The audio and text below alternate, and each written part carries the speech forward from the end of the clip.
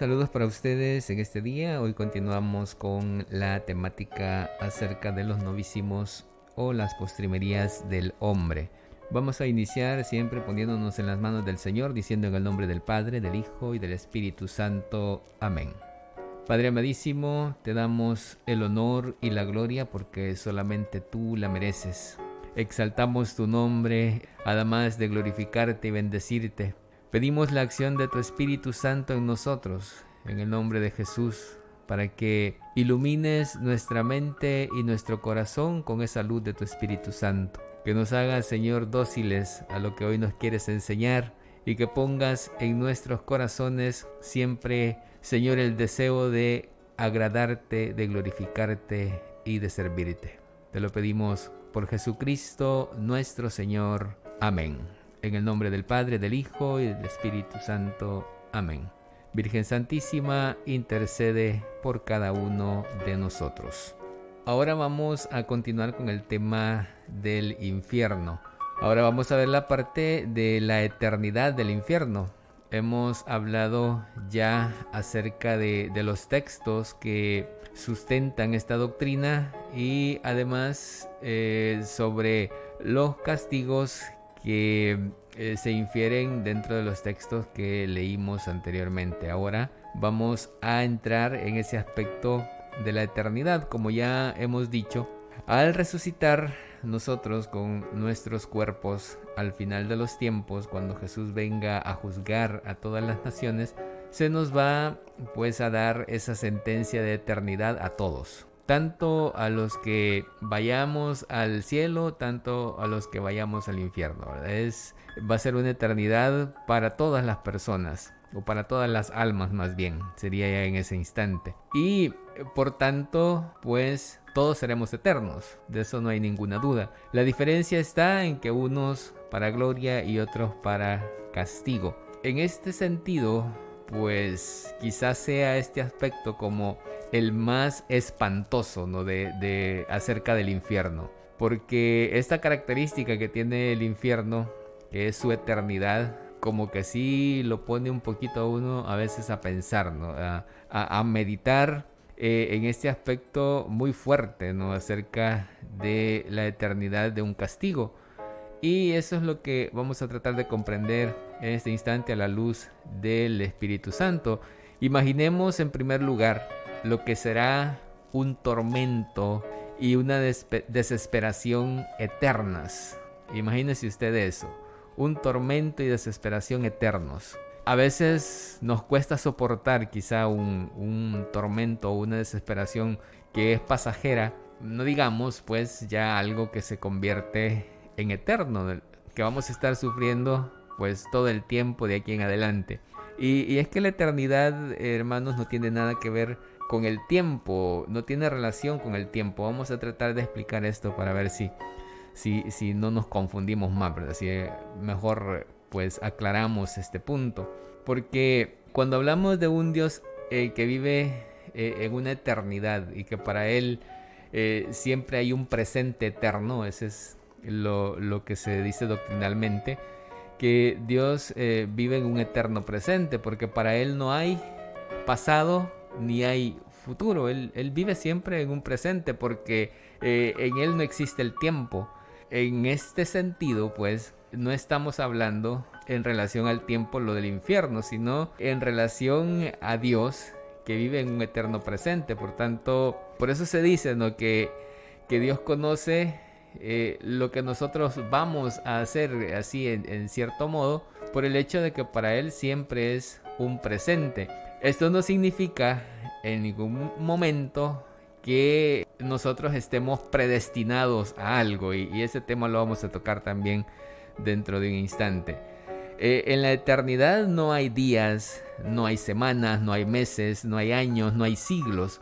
Es un instante que está como congelado, pues, y es como un reloj que se ha parado, que se ha detenido y que ya no va a transcurrir más ese tiempo que nosotros lo conocemos como tal ahora, aunque en el tiempo en sí transcurran millones de siglos, pero en la eternidad no existe ese tiempo como lo conocemos ahora. Que todo mundo, pues por cierto, anda corriendo hoy. Nadie tiene tiempo para nada, ni siquiera para Dios.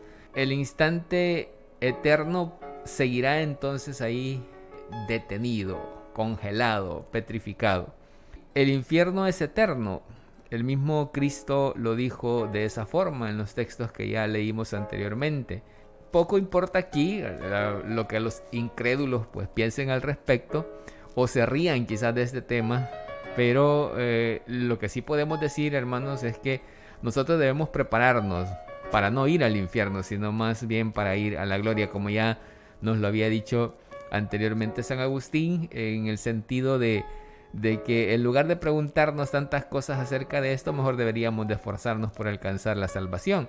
Pero yo traigo acá estos temas por el mismo hecho de que se desconoce mucho de ellos y con la finalidad de que nosotros pues afiancemos nuestra fe en el sentido de saber dónde la tenemos cimentada, pues, y mientras más conozcamos nosotros acerca de la doctrina de la iglesia, pues también más fácil se nos puede hacer a nosotros perseverar en ella y en lo que nos invita siempre a hacer para salvar nuestras almas. Bien, entonces decíamos, el infierno es eterno, el mismo Cristo lo dijo. No nos importa lo que digan los demás. Ya Cristo lo dijo y para nosotros eso es suficiente porque sabemos que Cristo no miente. Esa burla de aquellos incrédulos, de aquellos que se ríen de estos temas y a veces lo hacen a carcajadas, pues nunca van a lograr cambiar esa realidad que nos espera a todos al final de los tiempos. Y por más que se rían algunos, pues esto no va a cambiar, porque es palabra de Dios, es palabra de Cristo, es una verdad que nosotros como cristianos también la creemos de esa forma, porque creemos en Cristo, que es la palabra que se hizo carne y habitó entre nosotros. ¿Cómo puede compaginarse esa verdad tan terrible, porque es una verdad terrible, y no crean que yo hablo con gusto de estos temas en ningún momento? Yo también en algún momento me siento un poco interpelado, cuestionado, me siento me preocupo pues por mi alma en ese sentido, ¿no? Porque mientras más vamos escudriñando estos temas, más evidente se hace el hecho de que debemos esforzarnos cada día más por alcanzar la salvación. Y razón tenía el apóstol San Pedro en su primera carta, en el capítulo 4, versículo 18, cuando nos dice: si el justo se salva a duras penas, ¿qué será del pecador? No sé yo por qué en este tiempo se ha hecho tan fácil la salvación para todos. Todos lo dicen de esa manera: sí, todos nos vamos a salvar. Pero el apóstol San Pedro dice: el justo se salva a duras penas. ¿Y qué será entonces del pecador? ¿Qué será de aquel que no se arrepiente? Bueno, ¿verdad? Meditemos esas palabras dichas por el apóstol que Cristo dejó como simiente, ¿no?, aquí en la tierra de la fe que nosotros profesamos. Y démonos cuenta que en realidad no es tan fácil. Y ya lo mencionamos también, como lo plantea el apóstol San Pablo cuando habla de una carrera en la cual, llegando a la meta, podríamos ser descalificados. Podría pasar, ¿no?, que ya a punto nosotros de entregar el alma a Dios, pues pequemos mortalmente, reneguemos de Él, o qué sé yo, y a lo mejor perdamos la oportunidad de salvar nuestras almas. Así como algunos pudieran salvarla a último momento, otros también la podríamos perder a último momento. Bien, decíamos, ¿cómo puede compaginarse esa verdad tan terrible con el amor y la misericordia infinita de Dios? Tanto se proclama esto, tanto lo decimos, ¿no? Y que en las Escrituras también lo encontramos en tantas ocasiones, la misericordia de Dios que quiere que todos nosotros nos salvemos y lleguemos al conocimiento de la verdad. Esa es la voluntad de Dios. Primera de Timoteo, capítulo 2, versículos del 1 al 8. Dios quiere que todo ser humano se salve y llegue al conocimiento de la verdad. Esa es la voluntad de Dios y no hay duda de eso. Las puertas están abiertas para todo. Y Dios en su misericordia proclama clarísimamente en las Escrituras este hecho, de que Él quiere que todos nos salvemos. También proclama, por otra parte, el infierno, que es el dogma que estamos ahorita tratando de escudriñar un poquito.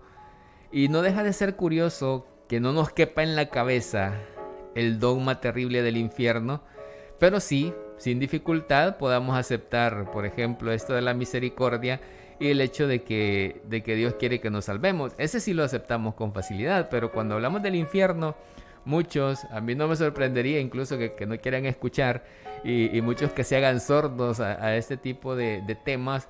No sé por qué el ser humano le huye a esto, no sé por qué nosotros, muchos incluso cristianos, cuando se habla de este tema o de estos temas, prefieren mejor ignorarlo y no queremos aceptar esta realidad que también nos espera al final de nuestra vida terrena. Y eso sí es bastante curioso, porque nos caben en la cabeza cosas quizá infinitamente más grandes, porque no hacen referencia a castigos ni penas tampoco que nosotros tengamos que enfrentar a futuro, pero sí otras cosas que tienen que ver con premios, ¿no? y todo ese tipo de cuestiones, y castigar nuestros crímenes, nuestros pecados, todo aquello que nosotros hacemos mal. Eso nunca lo queremos nosotros enfrentar ni afrontar. Y esto es en cierto modo pues terrible, porque evadimos esa responsabilidad que tenemos también nosotros con nuestra alma prácticamente, y casi siempre lo que hacemos es mejor, si no justificar el pecado, mejor preferimos evadir, ¿no? Evadir ese tema. Cabe nuevamente la pregunta, pero ¿no es Dios infinitamente misericordioso, pues? Eso es lo que dicen algunos. Y precisamente por eso, hermanos, porque Dios es infinitamente misericordioso, espera con tanta paciencia que el pecador se arrepienta. Por esa misericordia de Él, por eso espera y nos da a nosotros suficiente tiempo de vida acá en la tierra para que nosotros podamos arrepentirnos. Y es más, tanta es la misericordia de Dios que en aquel momento que apenas inicia un movimiento nuestro de arrepentimiento, de retorno hacia Él, nos perdona inmediatamente.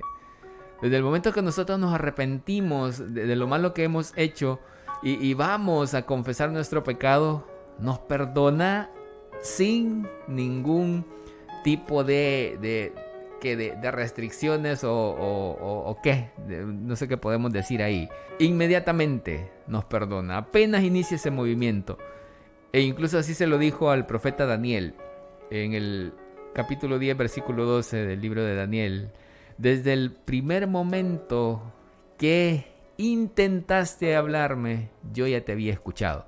Porque Dios ve, hermanos, Dios ve nuestras intenciones y escucha también desde el interior nuestro aquel clamor hacia Él. Y desde ese instante que nosotros pues hacemos ese movimiento de regresar hacia Él, ese movimiento de arrepentirnos de nuestro pecado, Él ya está listo para perdonarnos. Así es Dios en su eterna misericordia. No nos rechaza jamás. Nunca, jamás el Señor rechaza al pecador que se arrepiente. Aquel pecador contrito, aquel pecador humillado.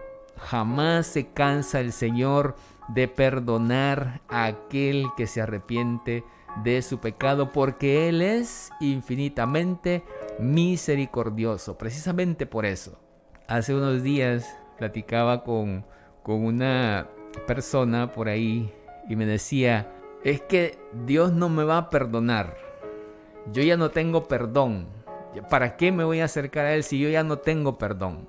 Y yo le digo, ese es el problema y ese es el pecado contra el Espíritu Santo. Creer que Dios ya no nos va a perdonar nuestro pecado. Y el único pecado, hermanos, me atrevo a decirlo, que Dios no perdona es del que nosotros no nos arrepentimos. Es el único. que no puede perdonar Dios, porque sí, necesitamos nosotros hacer ese movimiento, ¿no?, de retorno hacia Dios. Necesitamos arrepentirnos de nuestro pecado para que ese pecado sea perdonado. De lo contrario, pues Él no lo puede perdonar. Él quiere perdonar, pero si nosotros nos negamos a recibir el perdón, el Señor nunca nos va a perdonar si nosotros no nos arrepentimos. Porque debe existir ese movimiento por parte nuestra. Ya lo hemos dicho antes, porque Dios no nos obliga a nada, porque Él respeta nuestra decisión. Y si nosotros queremos estar sin Dios, pues Él va a respetar ese hecho en nuestras vidas. Pero debe existir ese movimiento de retorno hacia Él, ese inicio, ¿no?, en el hecho de arrepentirnos, el movimiento de contristar nuestro corazón, de humillar nuestro corazón hacia el Señor y reconocer ese pecado que hemos cometido y arrepentirnos de Él. Por eso la confesión nos pide ese paso, nos dice dolor por nuestros pecados. O sea, hay que contristar nuestra alma y nuestro corazón al punto de humillarlo y sentir dolor por ese pecado que hemos cometido hacia Dios. Ahí empieza el movimiento, ¿no?, de retorno hacia Dios. Cuando nosotros nos arrepentimos y vamos luego a confesar ese pecado, y Dios está listo, hermanos, ahí para perdonar. Y en eso consiste su misericordia, en el hecho de que Él está ahí esperándonos a cada uno de nosotros para que nos arrepintamos. Y por eso decíamos, es que la misericordia tiene dos movimientos, ya lo decíamos antes. Primero, Dios nos recibe, Él nos recibe si nosotros nos arrepentimos, pero luego viene el cambio de vida en nosotros. Viene la parte que nos corresponde ya, que asumamos pues en ese encuentro con Él, el cambio de vida. Son dos partes, no nos quedemos solo con una conveniencia como solemos hacer siempre, sino es todo el paquete, hermanos, es completo. Pero cuando voluntariamente y obstinadamente durante toda su vida e incluso hasta la hora de su muerte el pecador rechaza definitivamente a Dios, pues no puede, hermanos, haber perdón. Ya lo dijimos, porque es la persona la que no lo quiere. No es porque Dios no se lo quiera dar, sino porque la persona no lo quiere recibir. Y sería el colmo también, sería el colmo para nosotros echarle a Dios la culpa de la condenación eterna de una persona que no ha querido arrepentirse de su pecado. Eso sí sería un pecado muy grande para nosotros, todavía echarle la culpa a Dios de esto, cuando Dios nos ha dado a nosotros la oportunidad de poder arrepentirnos, de poder nosotros regresar a Él. Pues si no sé cuántos años de vida tenga usted, cuántos años de edad tenga usted, pero todo ese tiempo es el que Dios le ha concedido, así como a mí. Todo este tiempo me lo ha concedido el Señor para que yo arregle mi vida con Él, para que yo pueda ponerme en paz con Él y con mis hermanos, y así de esa forma buscar agradarle siempre. Todo ese tiempo me ha concedido Dios, algunos quizás más, a otros quizás menos, pero igualmente tenemos esa oportunidad. Así que, hermanos, no puede pasar por nuestra cabeza siquiera quizás el hecho de echarle en algún momento la culpa a Dios de la condenación de un pecador que no quiere arrepentirse, porque pecadores somos todos, claro. La diferencia está en que algunos nos arrepentimos y otros no quieren arrepentirse. Esa es la diferencia. Hay otra objeción que ponen algunos, que ya la mencionábamos hace un momento. Está bien que se castiga al culpable, dicen algunos, pero como Dios sabe todo lo que va a ocurrir en el futuro, pues ya Él sabe quiénes se van a salvar y quiénes se van a condenar. Entonces, ¿por qué crea Dios? Pues a los que ya sabe que se van a condenar. Esa expresión yo ya la he escuchado también, lastimosamente, dentro de los que creemos, de los creyentes, de los cristianos católicos, también hay muchos que piensan de esta forma. ¿Por qué? Pues, ¿por qué cree a los que se van a condenar si de todas maneras ya sabe que se van a condenar? Esta, hermanos, es una idea que se conoce como la predestinación. Esta lo manejan algunas sectas que dicen que ya están cabales los que se van a condenar y los que se van a salvar. Y por tanto, pues por más esfuerzos que hagamos, como ya se sabe quiénes se van a condenar y quiénes se van a salvar, que entonces ¿para qué? ¿Para qué se va a esforzar uno? Esa es la idea, así explicándolo un poco informalmente quizá, la idea de la predestinación. Nosotros como cristianos católicos no creemos en la predestinación por lo que acabamos de decir. Dios quiere que todos los hombres se salven y lleguen al conocimiento de la verdad. Primera de Timoteo 2, 1, 8. Es doctrina católica, hermanos, esto. Dios quiere sinceramente que todos los hombres se salven, que todos nos salvemos. A nadie Dios ha predestinado al infierno. A nadie. ¿Y cuál es la prueba de eso? Cristo mismo, que fue crucificado, que fue entregado por Dios para quitarnos toda duda sobre eso, hermanos. Ahí está la evidencia más grande. Cristo Jesús, que vino a entregarse por todos nosotros para que todos podamos salvarnos. Él es la evidencia, Cristo mismo. Cristo es la prueba de que Dios quiere que nosotros nos salvemos todos por igual. Es absurdo, pues, y hasta en cierto punto a veces intolerable el hecho de que creamos nosotros que Dios quiere la condena para todos. Pero en realidad es el pecador quien rechaza obstinadamente el perdón que Dios le ofrece generosamente. Dios está siempre dispuesto a perdonar. Ya lo hemos dicho, lo sabemos perfectamente. Solo debemos nosotros, ya dijimos, hacer ese movimiento de retorno a Dios que se llama arrepentimiento. Eso es nada más. Arrepentirnos de nuestros pecados, confesar nuestros pecados y enmendar, si podemos, hermanos, aquellas cosas que hemos hecho mal, porque se nos da la oportunidad de enmendarnos y a veces seguimos en la obstinación, a veces seguimos en nuestra soberbia todavía, en el hecho de muerte, y no queremos pedir perdón por ese mal que hemos hecho, y no queremos enmendar a veces el mal que hemos hecho, y nosotros mismos estamos en ese momento ya afirmando nuestra condena. Dios quiere que todos nos salvemos, pero así, hermanos, llenos de soberbia y obstinados sin arrepentirnos, con toda sangre fría, porque algunas personas son frías, hermano, en este aspecto. Bueno, yo lo fui en un tiempo también, yo hacía sangre fría.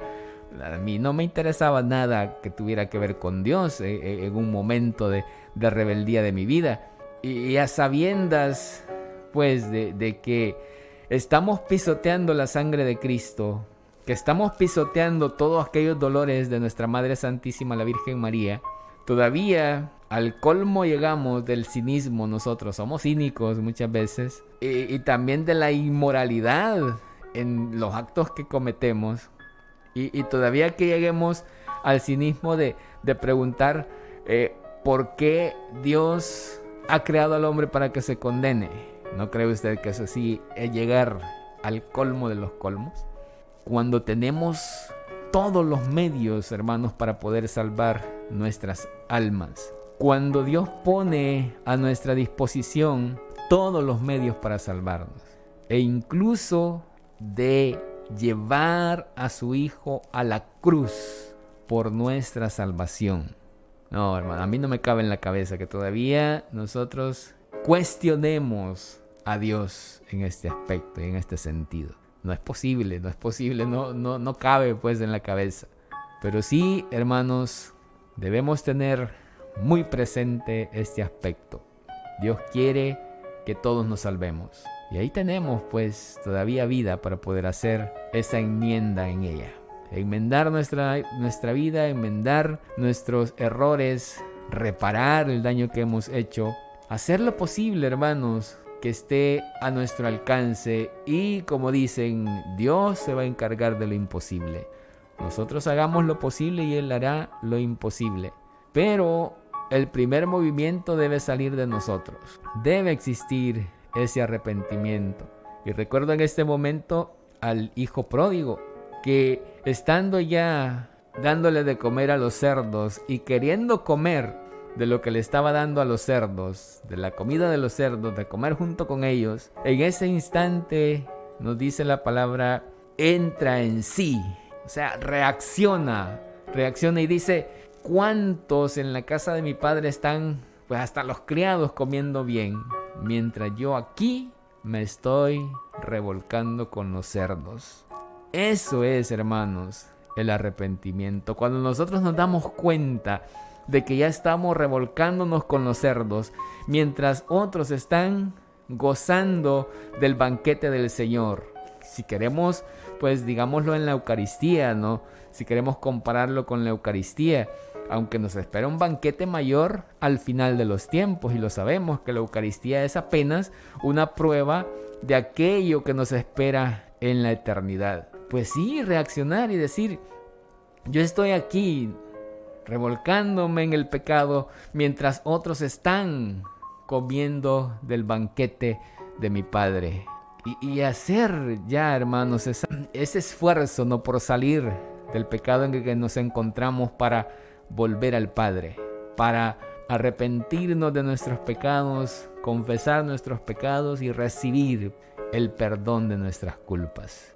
Y luego ya lo que hemos hablado, ofrecer penitencias, ofrecer mortificaciones, ayunos por todo ese reato o ese resto de la culpa que vamos arrastrando por los pecados cometidos. Y de esa manera ir perfeccionando nuestra alma y de esa manera irnos preparando para ese encuentro con el Señor al final de nuestras vidas ahorita y después en el juicio final, pues cuando venga a dictar esa sentencia que esperamos sea favorable para nosotros y nos diga, vengan benditos de mi Padre, a gozar del reino que ha sido preparado para ustedes, porque esas son las palabras que queremos escuchar.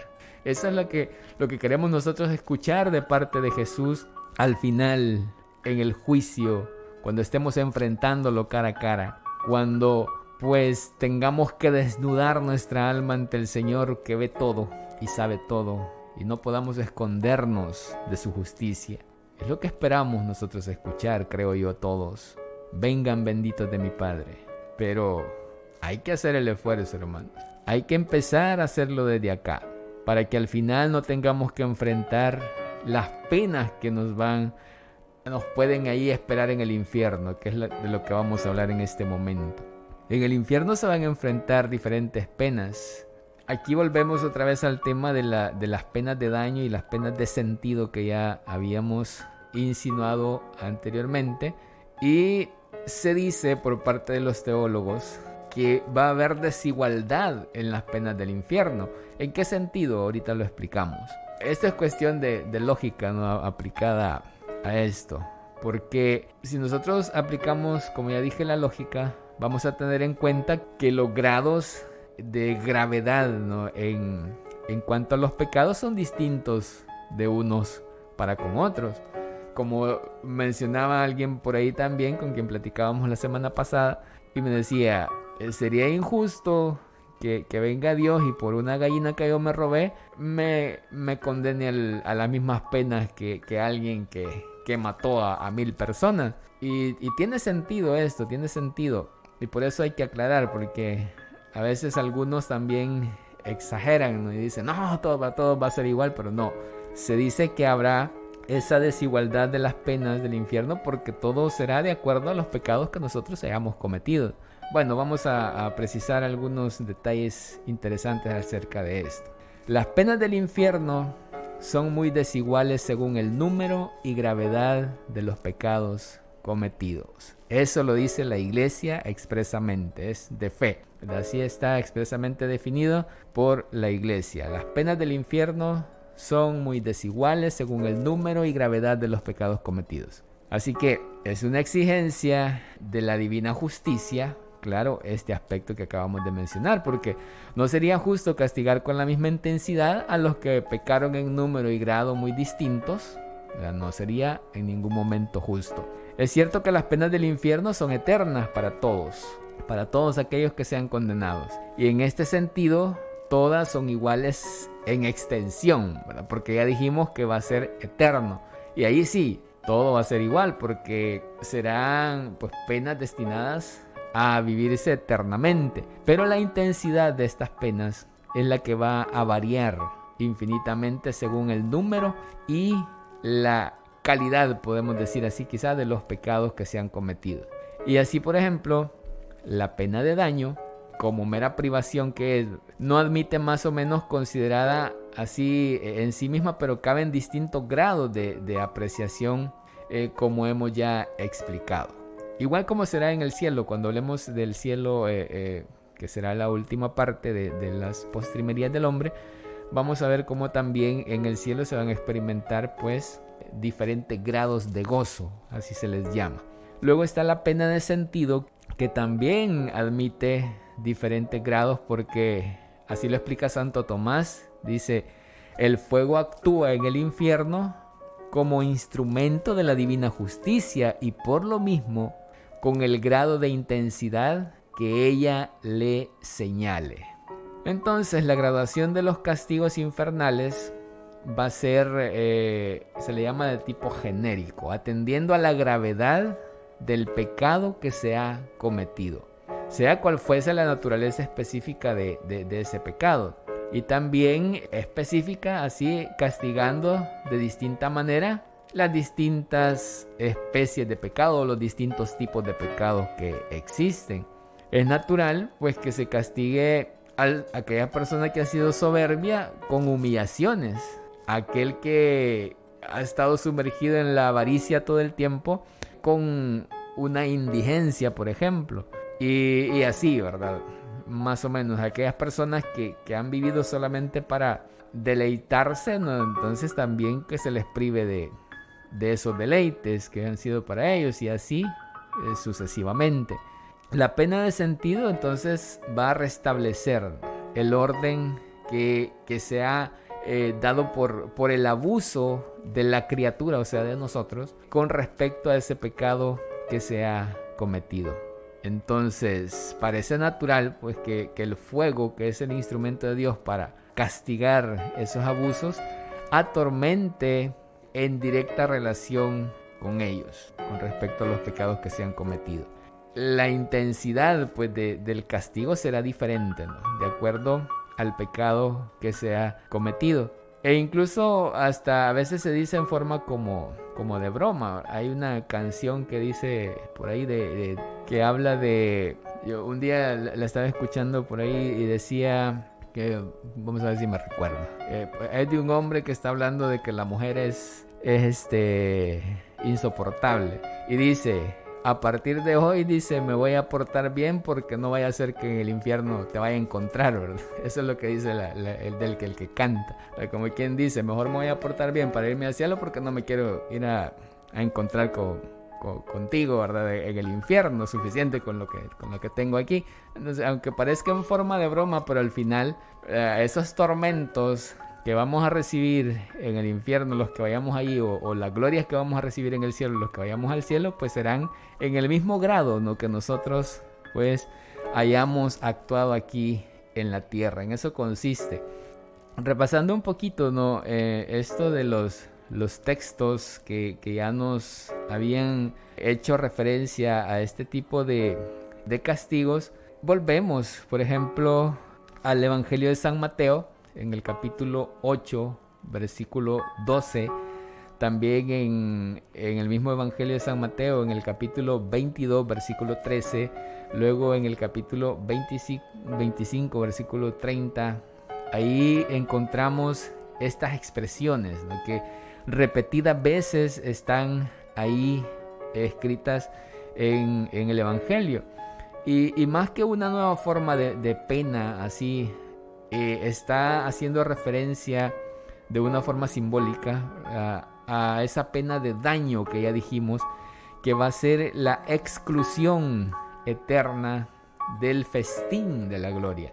E incluso se habla de que aquellos que están en el infierno, creo que ya también lo mencionábamos, se habla de que las personas que estén en el infierno van a poder ver, van a poder mirar aquellos que están ya en la gloria, gozando de la gloria de Dios, porque es parte de su castigo. Por lo que ya dijimos, aquellos que se burlaron de nosotros, y si nosotros vamos al cielo, pues su castigo va a ser precisamente ver cómo nosotros estamos ya gozándonos en el cielo mientras ellos están sufriendo en el infierno. Y decíamos que esto se basa precisamente en aquel pasaje del Evangelio de San Lucas, en el que se habla del rico, que nosotros le decimos Epulón, aunque ahí no dice, de aquel rico y del pobre Lázaro que le mendigaba comida y él nunca le daba nada, y al final murieron los dos, y nos cuenta la misma escritura, el mismo Evangelio nos dice que al final estaba pues el rico en el infierno y Lázaro estaba ya en el seno de Abraham. El rico miraba a Lázaro que estaba ya gozando allá en el cielo mientras él estaba siendo atormentado en el infierno, y le pide permiso en ese momento para que bajar y advertirle a su familia de que ya no se sigan portando mal porque les espera ese tormento, pero no se le da el permiso.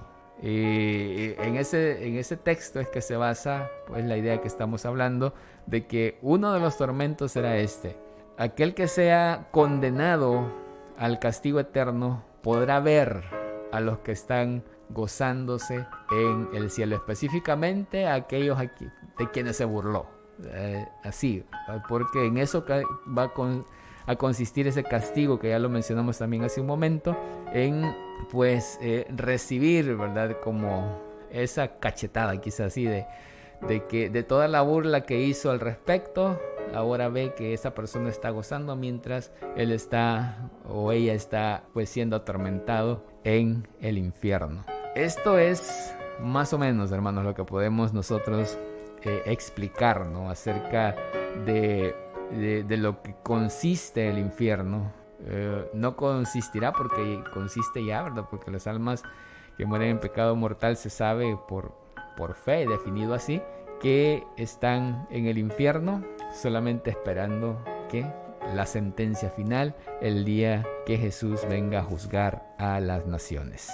Temas muy duros quizás de escuchar y que a veces quisiéramos taparnos los oídos, pero de todas maneras es una realidad, hermanos, que no la podemos cambiar.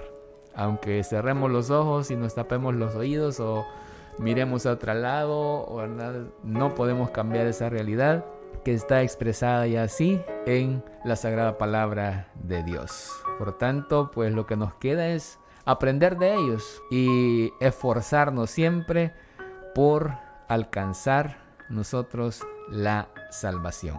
Que esa sea nuestra meta, que eso sea pues lo que saquemos, ¿no?, de escuchar de estos temas, que al final nos lleven a hacer una reflexión así muy personal y nos esforcemos por enmendar los errores de nuestra vida, por salir del pecado en que nos encontramos, por dejar ese vicio que nos tiene atados, para poder nosotros, hermanos, alcanzar la misericordia de Dios, que Él está esperando nada más que nos arrepintamos. Y arrepentidos nosotros de nuestro pecado, pues nos acerquemos a la confesión y Él listo estará ahí para perdonar nuestros pecados. Nos encomendamos a nuestra Madre Santísima, la Virgen María.